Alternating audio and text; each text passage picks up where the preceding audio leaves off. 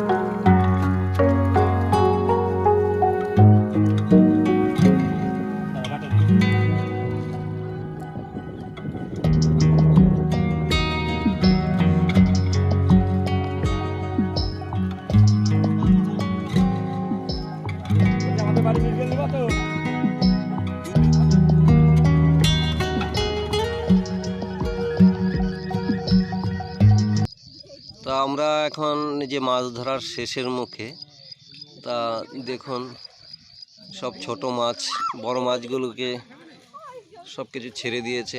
Glass কাপটায় নেওয়া হয়েছিল। তা মাছ ধরার একদম শেষের দিকে। ঠিক আছে, নমস্কার। আবারও আপনাদের এই ভিডিওটা ভালো লাগলে লাইক শেয়ার করবেন, কমেন্টসে জানাবেন কেমন লাগলো। Tata, bye bye.